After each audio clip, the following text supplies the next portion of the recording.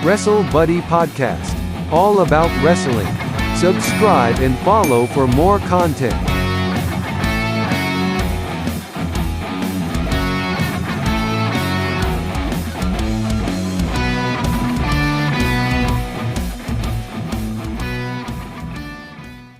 Welcome, Wrestle Buddies, to our weekly news roundup. I am joined today by Wrestle Buddies Little S.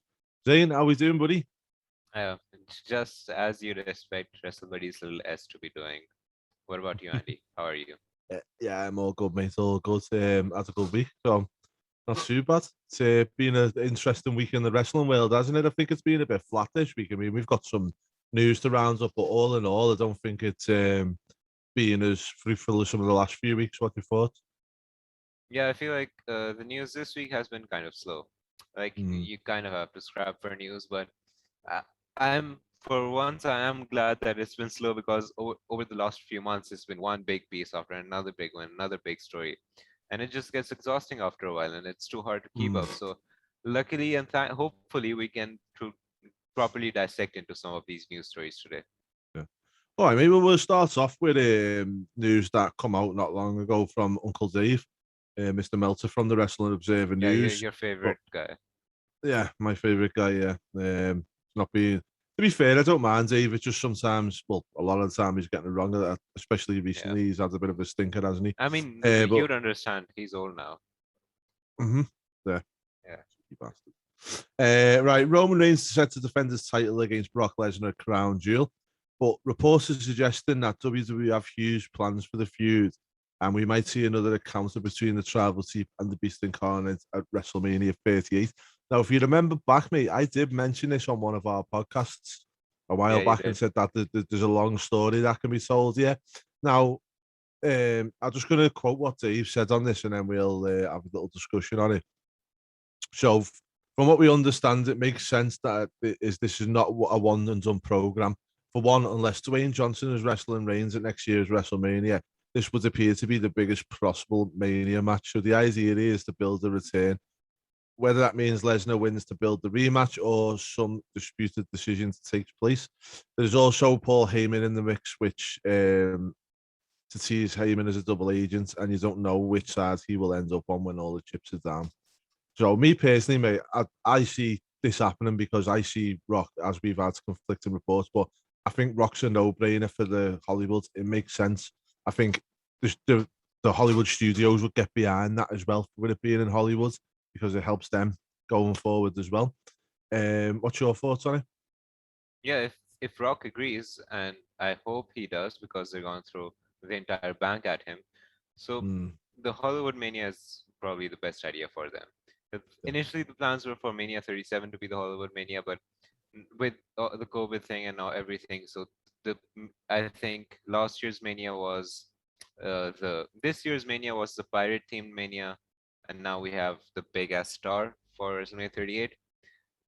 And yeah, I definitely see The Rock versus Roman for Mania 39 next year's WrestleMania 2023. But right now, Lesnar versus Reigns, that seems an interesting idea because, yeah, as you said, that Lesnar Reigns is the biggest possible match, maybe apart from Lesnar Cena, but both are part timers. You wouldn't want that, and we don't even know if Cena's going to return for WrestleMania. So with Roman Reigns facing Lesnar so early into their feud, this iteration of their feud, I'm kind of worried that they're gonna give the title to Lesnar. And the issue is that SmackDown, the entirety of it is built around Roman Reigns. And the fact that it's been doing so good is because Roman Reigns is there weekly and he's performing so well. Now, when Brock has the title, he's not gonna be there weekly. Maybe he's gonna be there weekly, but he's not gonna be wrestling like tag matches, or he's not gonna be cutting those amazing promos that we've seen for Roman Reigns from over the past 1 year. So I'm really worried that they're gonna give the belt to Lesnar, and then Roman's gonna win the Rumble, and then Roman's gonna take the belt back from Lesnar at Mania. Yeah. See, I don't see them giving the belt to Lesnar myself. I think they're going to do a screwy finish involving Paul Heyman, and then the chase is going to be on to get to Roman Reigns to agree to fight him. And, Roman being the heel that he is and what he can kind of be like, what, you want the match? Nah. And then leading up to potentially Lesnar winning the Royal Rumble and forcing Roman to fight him. Do you know what I mean? Because before then, Roman Reigns can get away from him. He can use Heyman to find loopholes and whatever else. But then the Royal Rumble kind of a bit like what they've done with Adam Hangman. Yeah. You know, with Hangman Page in AEW, where they kind of shut him off from the title picture, and then he's won the Casino Battle Royal, and there's no way that Omega can argue now he's going to have to face him for the title. Yeah, And but I you have could to do ask something you. similar. Yeah, I'm sorry for interrupting, but I have to ask you one thing. Like, do you possibly see? I remember we talked about it on one of our shows as well. A possible Roman Reigns face turn, which we would considering maybe years down the line. Do you see Paul Heyman turning on Roman Reigns and then Reigns becomes a babyface kind of, and then he fights from underneath? No, not right now. I can see it happening down the line, but not right now. I feel like once you build the tribe up a bit more, potentially you could do that. Potentially the WrestleMania match to do that, because I don't feel like Roman needs Heyman for the Rock storyline, and I don't think Reigns needs the belt for the Rock storyline. So if you're going into WrestleMania and you're going to take the belt off Roman at WrestleMania, and then maybe at say SummerSlam, you start setting the stall for the Rock story to come in. Well, then, and before then, you've still got to tell a story, because you know there's I know there's one of the young Fatus in the performance center now. You could bring him into that storyline and have Roman beat him down. You could have him beat a couple of other people down. Maybe bring in some of the other Fatus for outside for a couple of shots, and then come SummerSlam, it's maybe you could have a handicap match against the Usos and beat them too. And then then it's I've beat the whole family. I've built everybody. I am the tribal chief. Clue the Rock's music. Hang on a minute. You haven't beat everyone in the tribe or the family. And then we're away to the race. And then we're away to the races. Then, aren't we? Yeah, I can see an interesting angle happening. Like they shoot a cinematic scene or a backstage segment where Roman's sitting at the table and he's obviously sitting at the head of the table and he's having dinner, and then they cue the camera towards the chef and the Rock turns around. Can you smell what the Rock is cooking? That's absolutely shit. I'm just trying to make a joke or something. Yeah, I think WWE wouldn't waste a pop by doing it in a cinematic way or in a backstage angle. I feel like the whole Rock, the pop of the Rock coming out and whatever else is. It generates news, doesn't it? Generates news. Yeah, it was a joke. It was a joke. Don't take it seriously. No, but the backstage area, you could be onto something. You know what I mean? You could be onto something with that. But I say, and then don't forget as well, we've still got the Rock's daughter in NXT as well. Maybe she's got a part to play in this story. Roman could maybe turn it against the dad, or there's a lot of different ways you could get this done.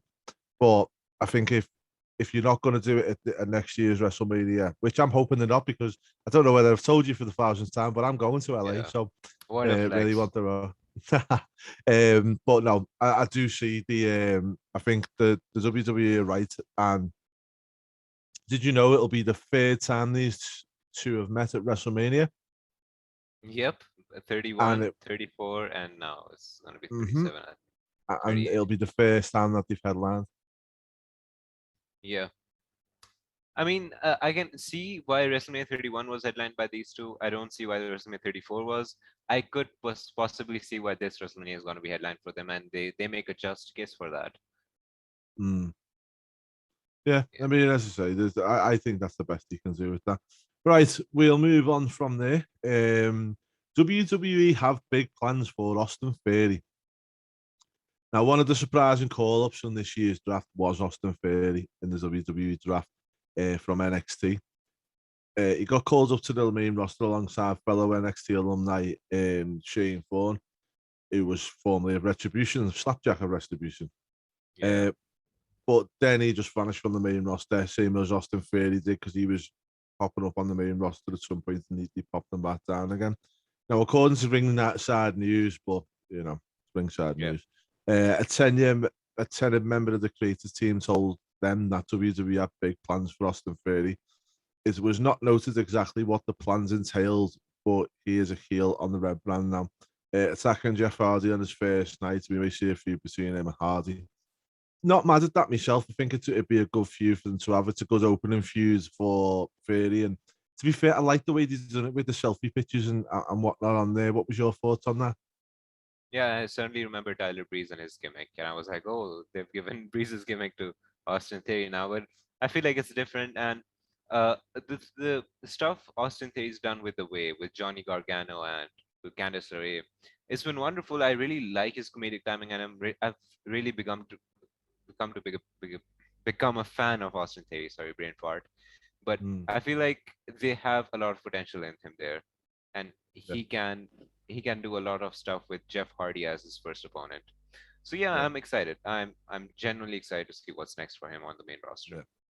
And just one of the things that really scratches my head with all this was the fact that we got told that WWE were only interested in big guys who could potentially be champions, and it's like, well, when Ringside News say they've been told he's getting a push, define a push, define what that means. Do you know what I mean? Well, if you turn the clocks like a year and a half or 2 years later, we thought Angel Garza was getting a push. We thought someone like Humberto Carrillo was gonna get a push. Well, where are they Mm, now? They're in the fucking tag team division. Well, they've just been drafted, haven't Yeah. they? But yeah, it'd be interesting to see how he goes. As I say, I think Jeff Hardy's a really good name for him to have an opening feud on the main roster. And if he can get up into say the United States Championship picture, wouldn't be a bad start for him, would it? And then we see where we go from there. I like Austin Theory. I think he's a really good performer, and I think the one thing that he has got and is he's a good entertainer as well. So he's good in the entertainment aspect of the wrestling Yeah, rather than just I think we also have to remember that there was a reason why Paul Heyman called him up so fast around the time of WrestleMania 36. Like he had a match on WrestleMania 36, and Paul Heyman was really high on him. So Paul Heyman sees talent. I can't argue with that. Like he has a good eye for talent.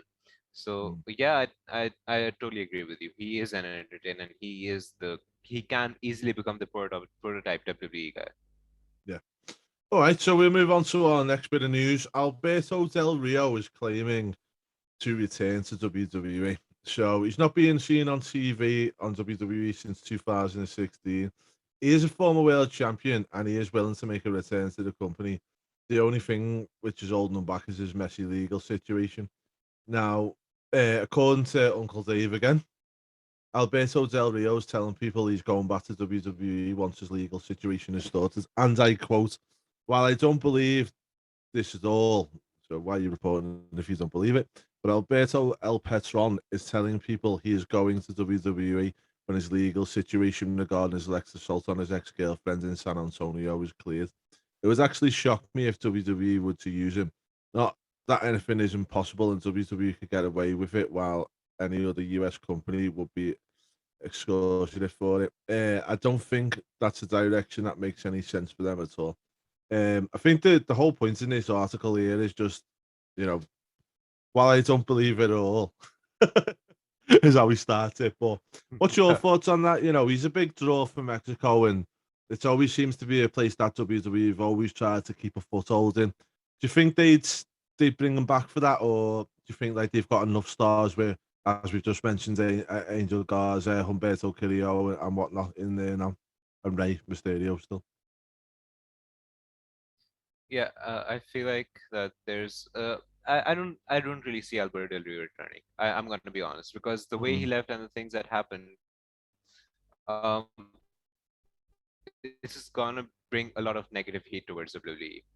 And mm, with his situation with even the Lucha Underground thing that happened, there are certain aspects that if I was in WWE management, I'd go like, all right, here's something that I didn't like about this person, or here's something that Alberto Del Rio did in the past, and I'm not mm, very fond of that. Now, despite the fact that he's a former world champion, you have to realize that he carries a lot of baggage with him, and that could bring a lot of negative news attraction towards WWE, which WWE doesn't really need right now. no. And but here the thing is like we they don't have any other Mexican built stars. Like they had potential in Andrade, but they kind of flopped that up. Now they have stars like Humberto Carrillo and Angel Garza, but they're struggling in the tag team division. So apart from Rey Mysterio and Alberto Del Rio, and maybe and like a few others, I don't see them creating any Hispanic stars right now because Mm. they just don't understand what's going on. Because here's the thing: they see two Hispanic stars, they pair them up together, right? Angel Garza, Alberto Carrillo. So now I'm really curious to see. I don't see Alberto Del Rio in WWE, but if he does, I'm going to be curious where they put him. It'd be interesting to see what Paige's take on that, because she's still under contract with them at the moment, isn't it? I think that'd be Yeah, the nail in the coffin for her, wouldn't it? yeah. She's With been regards all to them, about Twitch. Yeah, she's making more money.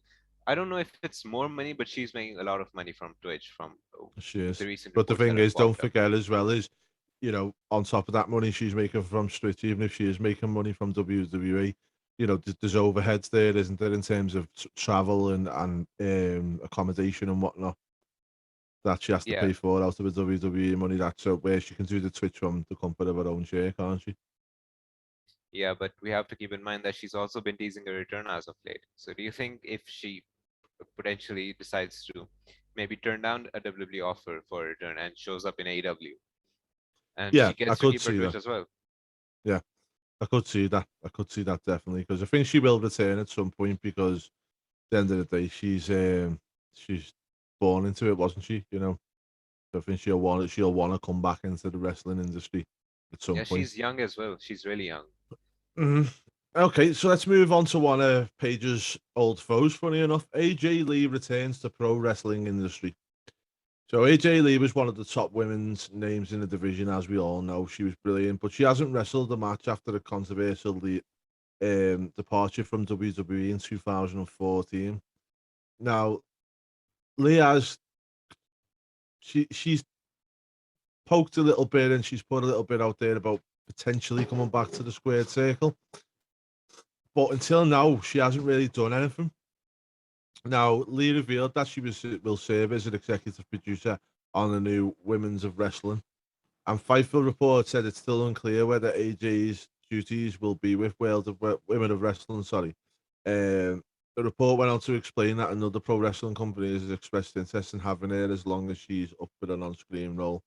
Now, Lee is CM Punk's husband, as we know, and he made his Yeah, long return to the pro wrestling. So, round their household, it's probably buzzing, and there's a lot of pro wrestling talk, and she's probably getting the itch about wanting to come back. Do you see her making a return to in ring, or do you see her just being, as the role says, an executive producer? yeah. I do see her making an inning return, but I don't see her returning anytime soon. And here's the thing: why aren't more people talking about this? Like AJ Lee is one of the most revolutionary pro wrestlers of all time, and like she just made her return to the pro wrestling industry, and no one's give. To be fair, like no one's talking really that much about it, and I was No. really upset because when I woke up and I saw the post, I was like, oh damn, she's returning, and I was so happy, and I went on Reddit, I went on Twitter, and I'll be like, everyone's going to be buzzing about it, and there was like a couple of tweets I just saw, and it was kind of disappointing. But coming back to the topic at hand, she will return, and I think she will make her in-ring return with AEW, because Interesting. that's where I see the potential. Because I don't think she's going to return WWE, not right now. No. Uh, with her husband in AEW and a lot of up and coming stars in AEW as well, she Mm, can really help lift the AEW women's division. yeah, certainly. Yeah, I agree with you on that one, and I think also she brings a lot of experience to AEW. Yeah, I was very surprised. I mean, I understand why by watching it, why Mickey James went back to Impact Wrestling and NWA and what she's done in them since she's been back there. But I do feel like AEW do need a bit more of a experienced head in their division at the moment, and she will definitely give that to them. Yeah, yeah. I Mm. feel like what Chris Jericho was to AEW's men's division at the time, I think AJ Lee or someone like AJ Lee and Mickey James, a proper wrestling veteran could do that for AEW's women's division, and it really needs that help right now with them introducing the TBS title, and Yeah, they're expanding their women's division as we speak. 100%. Okie doke. So we'll move on to the next one, our last one that we've got in our pick of the news. Mr. Johnny Gargano jumping ship.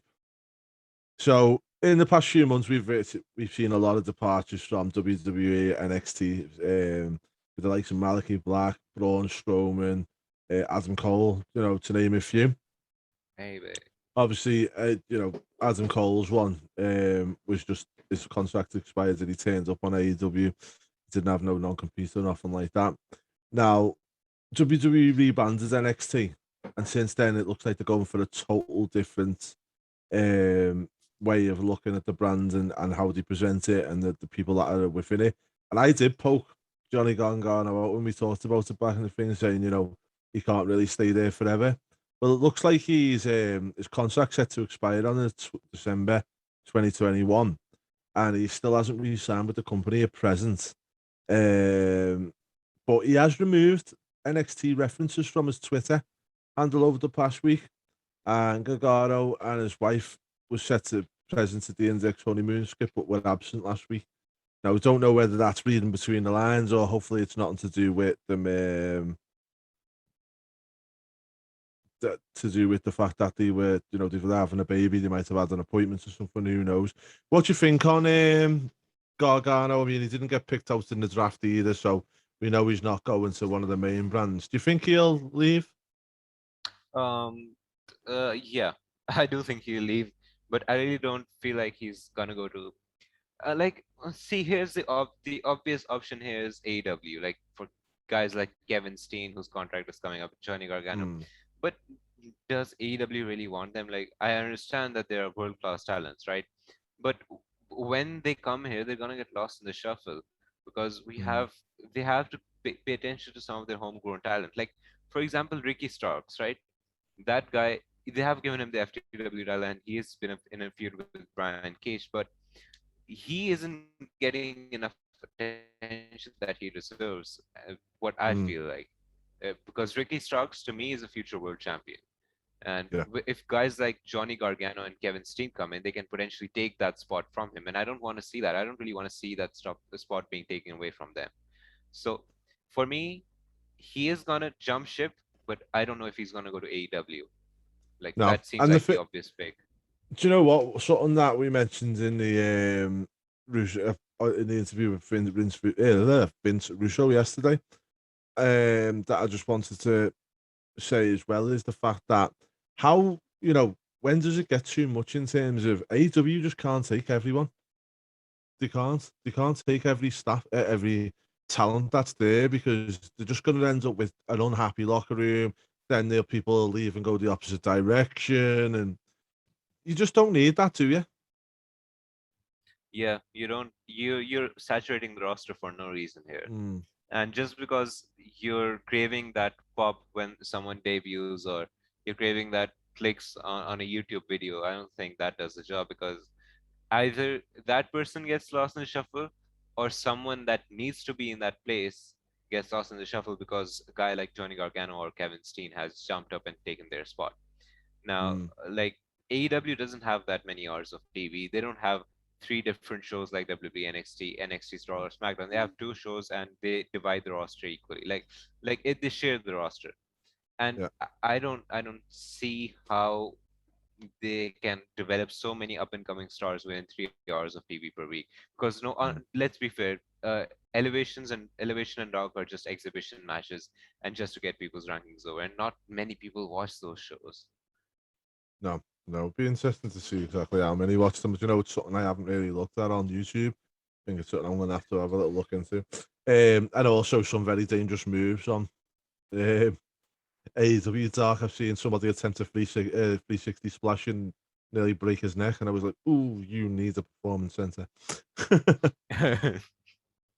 Okay, so that's our weekly news, Zane. So what we're going to do now is we're going to move on to a roundup of all the action for this week. So what I'm going to do is I'm just going to read out the roundup for each show. So I'll read out the roundup for Raw, very brief, and then we'll discuss Raw. Then we'll move on to SmackDown, etc. Okay. We're not going to do NXT because I just don't think. Well, we can do NXT actually. Yeah, we have that guy, the Tony D'Angelo. Yeah, 100%. Okay. So on Raw, we had the second part of the draft. which we did see Lynch to Raw, the Usos stay on SmackDown, which, to be honest, was a bit of an anticlimax. We'll discuss that in a second. Bobby Lashley stays on Raw and Sasha Banks stays on SmackDown. They also, so we also had and that was the first round. Then we had Damian Priest versus Jeff Hardy. Damian Priest retained. Shayna Baszler versus Dana Brooke. Obviously Shayna going over here, but it looks like Shayna's going into a feud with Doudrop, who comes down to make the shave when Shayna was beaten down on it. Mustafa Ali and Mansoor versus Angel Garza and Humberto Carrillo. Let's get everyone on the cards match. And then we have Big E versus Big Bob and Dolph Ziggler. Big E and Big D. So Big Drew. Yeah, Big D, sure.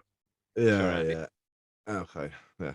Well, I am Andy Donnelly, so I can be Big D, can't I? Do you know what I mean? But Big D got the win with the Claymore. Then we had AJ and Omos staying on Raw. Baszler moved to SmackDown, which was quite interesting. Normally, WWE moved them if they want to give them a bit of a push, so hopefully we'll see a bit more of the Monster Baszler going forward. Kevin Owens moved to Raw. Good move. Xia Li comes to SmackDown. Yeah, okay. And then we had Nikki AHS and Rhea Ripley versus Natalya and Tamia. Let's do a same tag match again.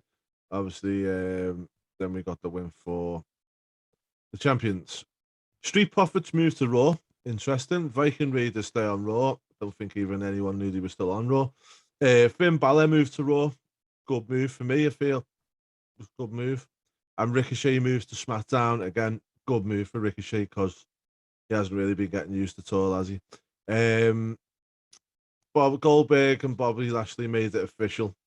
No, they're not going out, guys. They've just made the match official for but they're gonna kill each other. Yeah. Carrying, I know they haven't got the belt to worry about, so people can actually enjoy the match instead of going, no, not Goldberg as champion again. And we got Karrion Kross staying on Raw. Carrillo and Garza moved to SmackDown, which was interesting. I would love to see them have a match with the Usos. I think it'd be an awesome match. That really good matchup. Alexa Bliss stays on Raw. We know she's out for a while, so don't know what the reason was for doing that. Cesaro stays on SmackDown. Yeah, my boy. Cesaro. Okay, not a great show for me, mate. Good seeing the hair business there again together. Thought it was good. Didn't know why they didn't fill them in the first place. First thing I want to discuss is, and it's something that I've noticed on social media, it's got a lot of legs to it. People have got a lot of different opinions on this one, and I'd love to hear your own opinions on this. Is what do you think about Corey Graves' comments on Dana Brooke?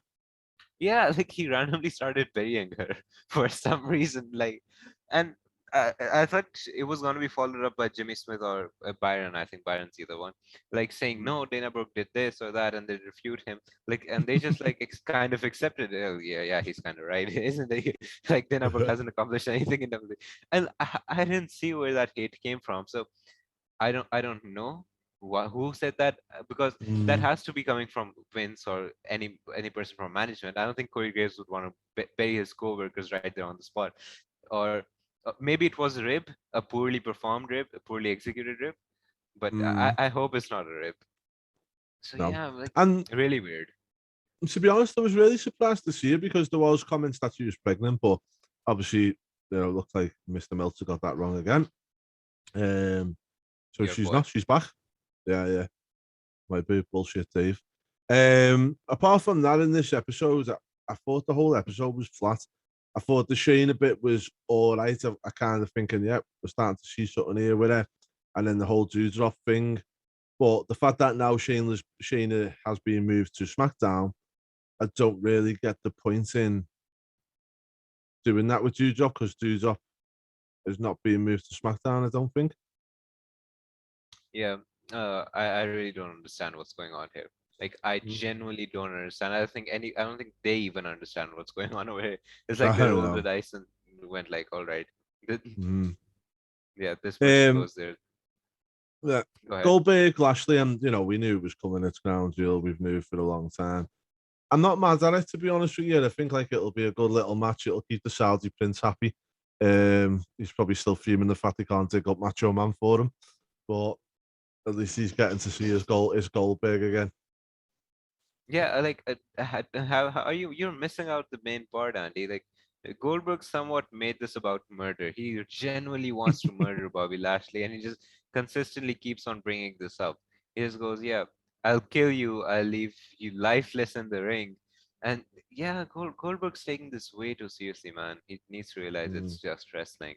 It's, He and is, but don't forget the Saudi prince wants what he paid for, and he wants the intense WCW Goldberg, doesn't he? yeah, well, so do we, but we aren't gonna get it. We're gonna get a jackhammer. We're gonna get a suplex that's gonna be called a jackhammer, and then we're gonna get Mm. a hug that's gonna be called a spear. Didn't Yeah. mean to Barry Goldberg over there, but that's what So, we're gonna do get, you know what made unfortunately. me laugh in the build up to the first match?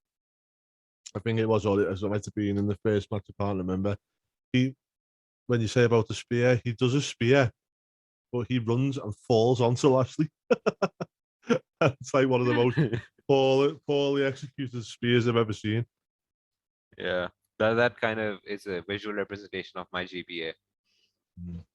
So one thing just to go before we move on to the next bit is there's been rumours that Jeff Hardy's going to bust the Willow character out, probably for the last bit of his WWE contract, which is probably, why he got shipped over to SmackDown. Do you see that coming?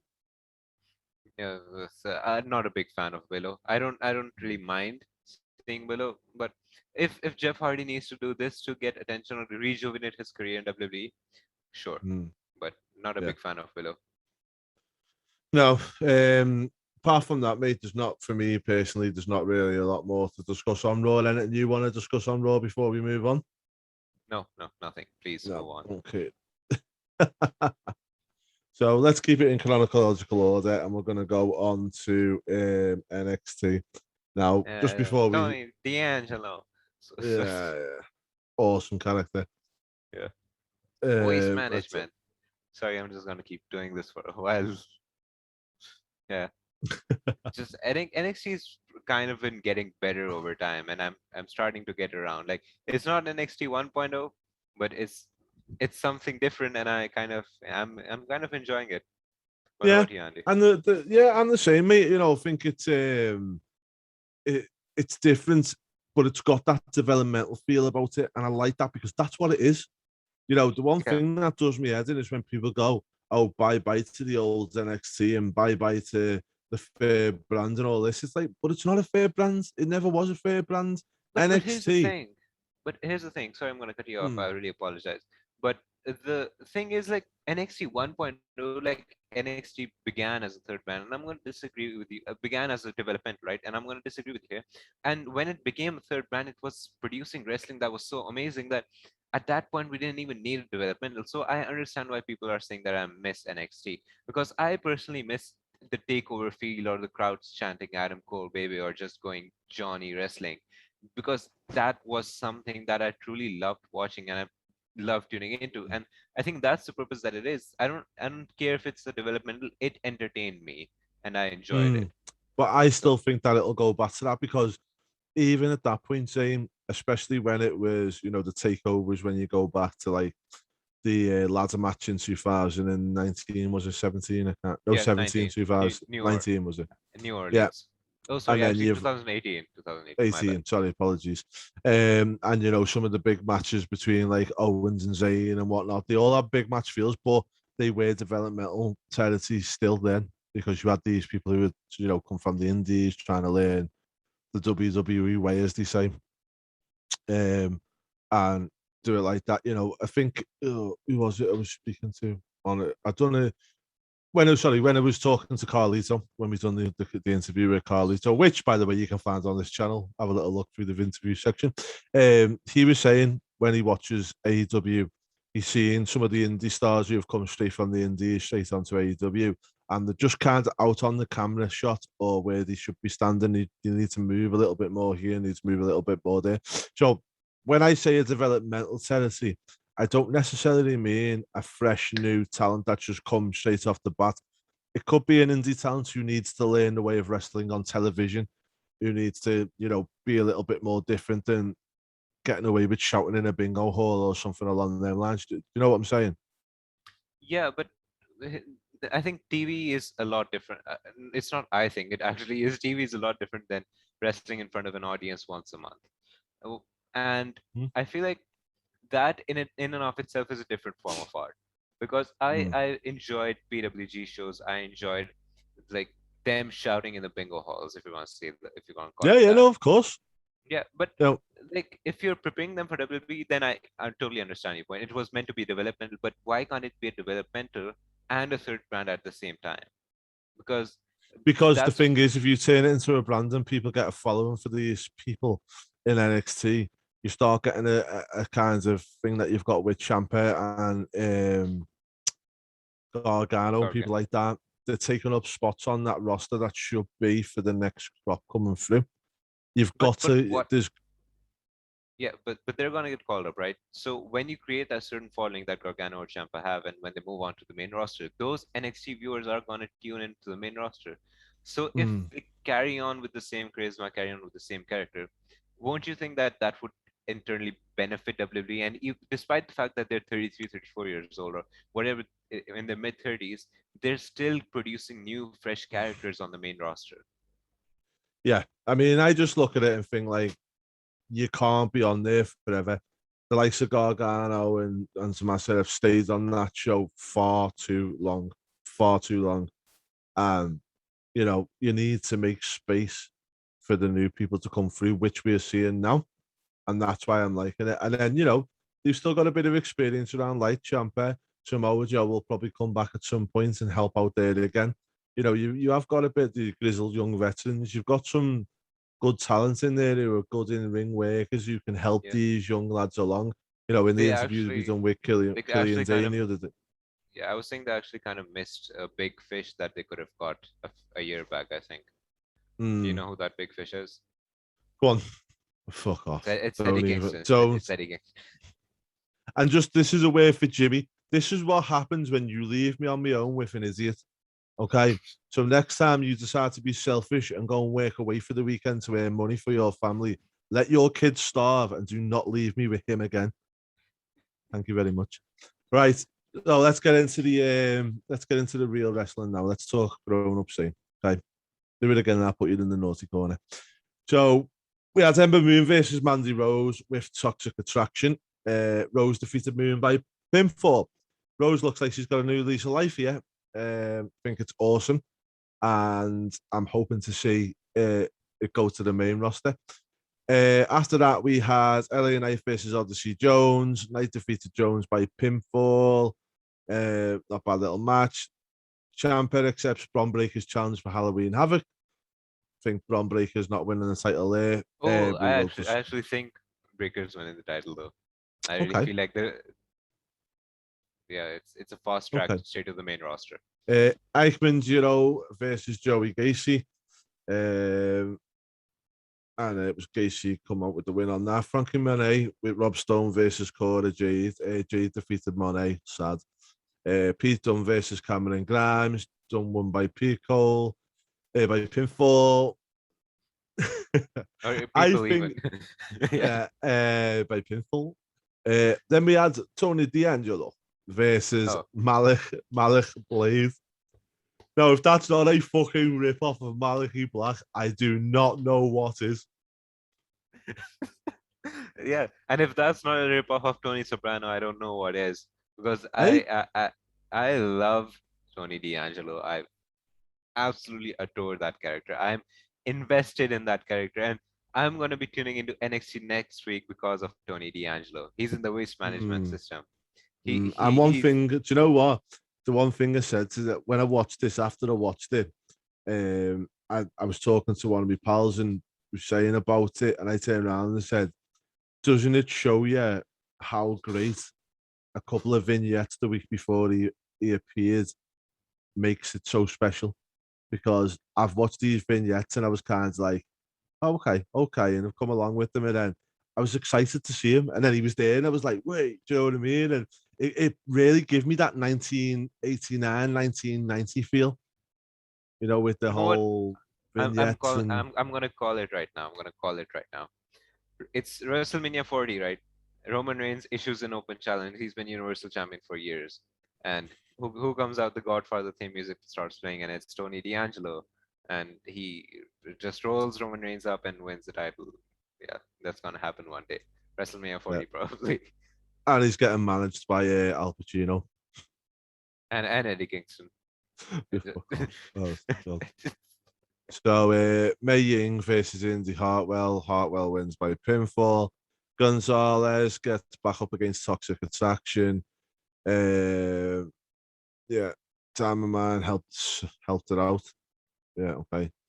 And an elimination tag team match: MSK versus Briggs and Jensen's versus Grizzly Young Veterans versus Carmelo and obviously the MSK come out on top. No bad little show. One thing I did want to say is how sad is it that this early on Frankie Monet is taking losses. It is kind of sad because I felt like they were going to give her the NXT Women's title quite early on, and they at one point I felt like they were priming her for the title, but now she's taking losses. She had kind of her own faction when she took over the Robert Stone brand. Um, I really hope they did something well. I hope Yeah. I hope I feel like she fits better on the main roster. That's what I'm Yeah, gonna say. I 100% agree with you on that one, pal. Okie doke. So we will move over to AEW Dynamite. So just for results: Super Elite versus Christian Cage, Jungle Boy, Luchasaurus, and Danielson. Brian Danielson, that is. Super Elite come out on top. Sammy Guevara versus Bobby Fish. Obviously, Guevara wins that one. Then we had Darby Allin versus Nick Comoroto. Allin wins that with the coffin drop. Then Sting gets in.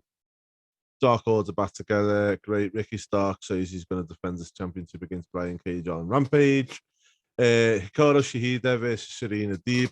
Deeb come out on top on that one. An awesome That was match. so amazing. That was so because, yeah. Okay, well, shut up and let me recap the news, and then we will discuss after it. Okay?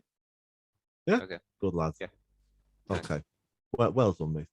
Okay, MJF challenged Darby Allin to a match, beat him up in the backstage area later on.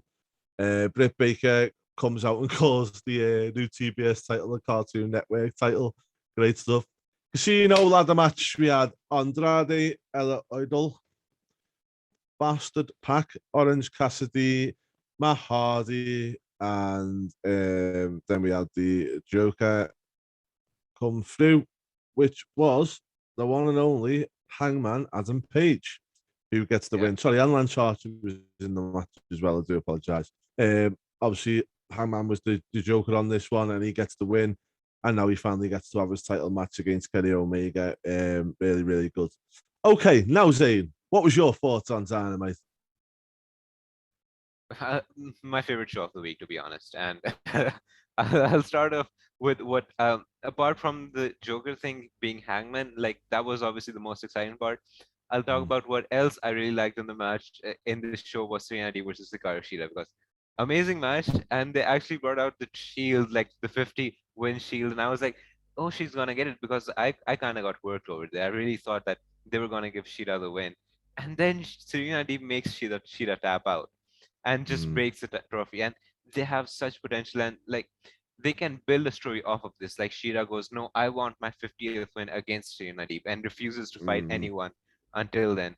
And they have a fabulous match at a Dynamite or even Full Gear. And yeah, I'm really looking forward to that. What did you think of that match? I was the same as you. I thought, away we go. Just brought the trophy out. She's going to win it. First one to 50 and all that stuff. And then, boom, nice little swerve, which I really enjoyed. And I felt like by them bringing out the trophy and stuff and the way she hit her with the trophy afterwards, it really set it up nicely, didn't it? And it gives a nice little feud to go in the background now, because apart from Britt Baker and whoever she's feuding with at the time, we don't really see a lot of. I mean, I know they've started with the Buddy and Blade and whatnot, but I don't feel like they've had too many women's feuds in the background, and that's had a story to it. And this one's now got a story to it in one hit there, so one shoot, as they call it. So yeah, I'm really excited to see where they go with this one. Yeah, me as well, and I'll just take control over here because I was told to shut up earlier. I'll move on to what I found the most interesting thing in the show, the Joker of the Casino ladder match. Not who I quite wanted it to be. It wasn't Eddie Kingston, but holy shit, did I pop hard for that? Did I pop hard for Hangman Adam Page? Because Yeah, I think everyone did. I genuinely missed Hangman.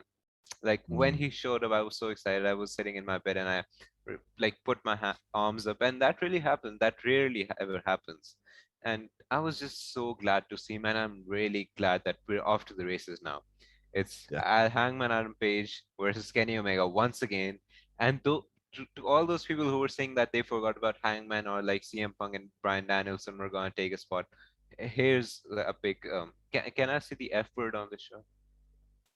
Okay. No, I haven't. I've already said.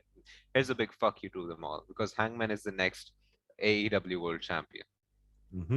Yeah. Okay, so That's what I one think of it. thing I want to give AEW a bit of praise here as well, because I noticed in the opening match now, I'm not a big fan of 8-man tag matches. I think sometimes it can be clunky, too many people in the ring. I thought this match went really well, but it's not the actual match that I want to give them praise for. It was one, getting a lot of people on the card, but also if you look at this match, so you've got the Super Elite, the past, the future, and the present all in one match here. So you've got the past in Cage and Punk, you've got the present in Bryan Danielson, Omega, and then you've got the future, the Young Bucks, Jungle Boy, Luchasaurus. You know, I thought the mix that they got in this match. Sorry, not CM Punk in this match, but you know what I'm saying. The way they got this match over was really, really good. I thought it was really good, the way like the mixture and the way that the one thing I was worried about when they made all these signings was it was going to be WCW 2.0 and it was going to be the kind of, you know, Bryan Danielson versus CM Punk and the Adam Cole versus him. And it's like, in my opinion, they're utilizing these stars well and mixing them in with their own homegrown talent, if you will. Do you know what I mean? Yeah, because I'm definitely not gonna ignore the fact that you just called a 65 million-year-old dinosaur the future of AEW. Like, what were you thinking on that one? But apart from that, like I really like the fact how I really like how AEW uses their legends and how they've paired everyone with everyone. Like they have Danielson with kind of Jungle Boy, and they have their own stuff going. Christian Cage with them, and you had Jericho paired with MJF and Sammy Guevara for a while. You have Sting with Darby Allin, and I really like that they're still getting TV time, but the spotlight isn't on them. They aren't the main attraction of the show. It's these young guys who are gonna carry AEW for the next couple of decades. And we're really seeing an era of new stars being built. MJF, Darby Allin, Sammy Guevara, and Jungle Boy, these four pillars as highlighted by MJF himself, I really see them becoming superstars, like icons that even uh, spill over the boundaries of wrestling, maybe. Yeah, Ricky Stark's another one. Yeah, because And to be honest, I think, you know, Jurassic Express as a whole are going to be like that. Luchasaurus, he's definitely one. You know, I was really impressed with some of his moves through the night and stuff like that. And he's not 60 million years old, you idiot. Yeah, because that's you. You're the one who's. Yeah. Don't make me tell you that Father Christmas isn't real and really ruin your day. Okie doke. So we'll pop over Rampage very quickly. So CM Punk versus Daniel Garcia, who was with 2.0. Yeah, sounds whatever. Lilo Rush was backstage on that. Tag Team Championship match, the Acclaimed versus the Lucha Bros. Lucha Bros come out on top on that one. Obviously, CM Punk come out in the first match. We don't even need to do that. Jade Cargill, my pick for the new TBS Women's Champion, which I put in my same. We think a Wrestle lot alike. Buddies. Yeah, you check my takeaways. It's in right in there. Zane's just trying to jump on my knowledge for the ride, guys. So I'm only messing. Plagiarism is real, guys. But no, no. Do you think that means I do? Because I see Whit Mark Sterling alongside It's just a shoe-in, isn't it? Because they can't give her the AEW women's title right now. They really need her to have a title. And when the way she's racking up wins, she's gonna get a title shot, and she can't take a loss to Baker. So I feel like TBS title is the way to go. Yeah.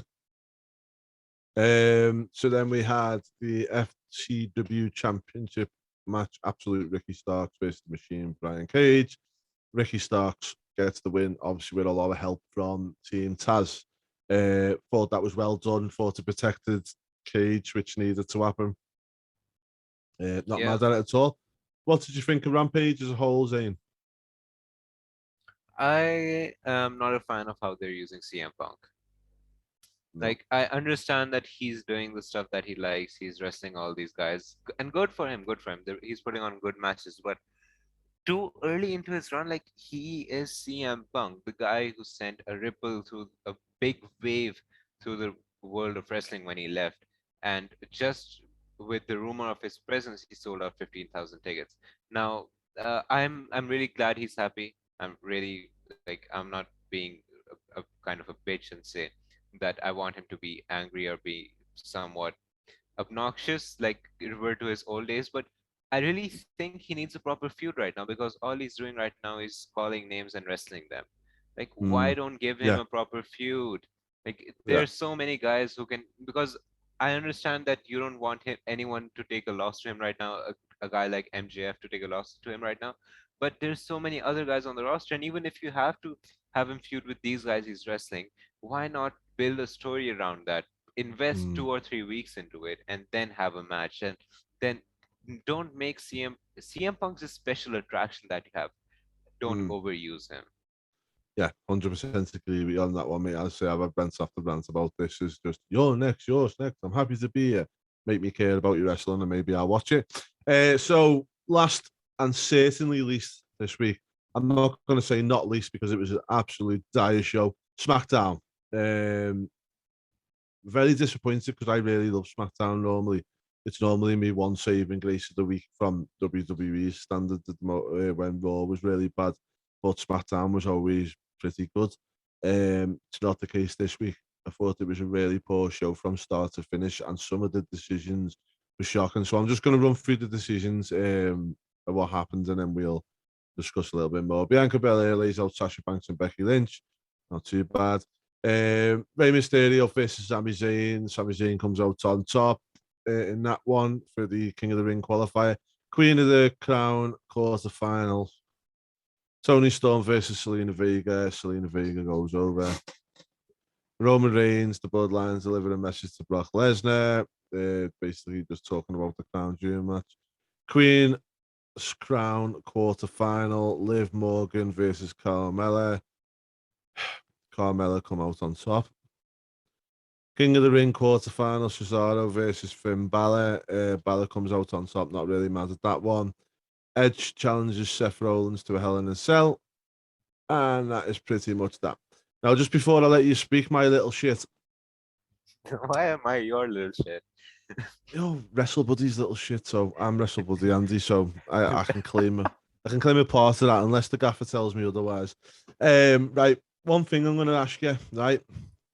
For one, why on fucking earth have a Queen of the Crown or Queen of the Ring, because I don't like the stupid way that they're saying it either, have a tournament if you're not going to do it properly, right?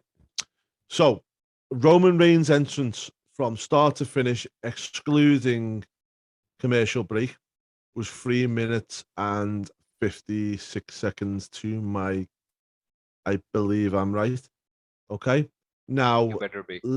Liv Morgan and Zelina Vega's both matches, versus Carmella and Toni Storm, respectively, were fucking 2 minutes and 34 seconds combined. So Roman Reigns got more time for his fucking entrance than them two matches got. Right? Yeah. And then on top of that, you get the fucking wins wrong on both sides of that. Both of them matches. Disgusting, mate. Yeah, here's the thing. Like, I understand. Like, actually, I don't understand what they're doing here, because we bash AEW for the same thing that they have the women's title, and they're building their main stories around them. They don't have any other stories, and they're not paying attention to the other members of the women's division.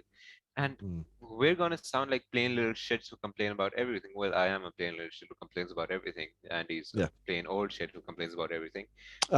Excuse me, I have a very valid reason for my thing.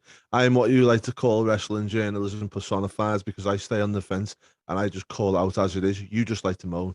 Let's get that right. Yeah, sure. Yeah, that's exactly how it is. Yeah, back to my point. Like you can blame AEW all you want about them not utilizing the women apart from their champion properly, but like WWE is doing the same thing. Like the segment where Bianca carried both Sasha and Becky on her shoulder together, amazing segment, right? But what are they doing with the rest of their women's division? They're not giving a fuck about it. Like No. you have the three titles. You have the women's tag, Raw women's, and SmackDown women's, right? They get the attention, and the rest of them can go to shit. That's the WWE mentality for it. And they're not really paying it. Like, give them time, Queen's Crown. These are good wrestlers. They can put on a good match. Just give them some fucking time. One thing I don't understand is why have Carmella and Selena Vega go over? What the fuck have them two done to deserve that? I don't know. Been in WWE longer? I just feel like Liv Morgan, once again, I was getting kind of hopeful when she come out and then she got the pay-per-view match against Carmella and she went over in that. And I was thinking, oh, yeah, we're getting somewhere here. And then just slap back down again. Even they turned around and said themselves on commentary, the social media darling. But again, they just slap it down like that. Yeah, it's basically slapping the fans' faces. Like the thing with Naomi. You remember last year the whole movement around Naomi deserves better, right? And yeah. They just gave her they forgot about her. Yeah, but she's got a match next. She's got a next match next week against Sonya Deville, which hopefully it'll be quite good, and we'll see how that goes with her. See what they're going to do with that one. I'd like to see Naomi go into the bloodline at some point. Really would. And she fit in well there. I feel like that's the final destination for her. And also, just they made a very passing comment as well to say that Shinsuke Nakamura has relinquished his crown. The poor guy who was actually getting something good for once. Yeah. Well, the thing is, as long as he's still got boogs with him, which he might do for another month or so, then I don't know. I think as long as McAfee dances, I think Vince will find it hilarious and keep them two together. I find it hilarious as well if it's something, because I enjoy Nakamura's entrances. Oh yeah, so do I. People enjoy it that much that on SummerSlam they just let him enter and then go back out again. Apart from that, mate, I think I'm glad Balor's through. I wouldn't have liked to have seen Cesaro and Balor this early in the tournament. Maybe a semi-finals. Yeah, and obviously we look like we've gone back to the Dominic and Ray storyline, still building in the background, which is hilarious because we can see it all coming a mile away. But the one thing I like is the fact that they're actually taking the time with this one, right? Mad at it, Yeah, exactly. But for me, SmackDown was a big. Yeah. What was your favorite show of the week, though? My favorite show of the week was Dynamite, followed by I thought Raw was okay. Same here. I really enjoyed Dynamite. I really enjoyed the Hangman's return because I genuinely miss that guy. Yeah, I mean, I enjoyed Dynamite more this week. Last week I didn't. I enjoyed Raw more. Yes, but this week Jimmy had the same views, but like I enjoyed Dynamite last week as well. Yeah. Oh no, I did enjoy Dynamite. I just thought Raw was better in my opinion last week, but I think like Dynamite's the number one this week for me. Yeah. Okay, well, Zane, thanks as always, mate. Anything you want to say before we wrap up? Follow me on Twitter at ZenPW. It doesn't get more generic than that. But please, actually, I really need those follows. And the PW stands for piss wet. Just so everyone knows. It actually does. Right, okay, so we're going to wrap it up there, Wrestle Buddies. Now, do make sure you go out and check out some of our exclusive interviews that we have on the channel. We did have one with Vince Russo that will be live probably around about the time that we're talking now. Just before we go, obviously Zane said he's had everything he's got to talk. So when you do check out the the Vince Russo interview. There is an amazing part of the interview where he tells Eddie Kingston to get a fucking wash and get some new clobber. So on that point, guys, thank you very much for joining us this week, and we will see you again next week. Why are Until we next ending time, on take that care, point? and bye now.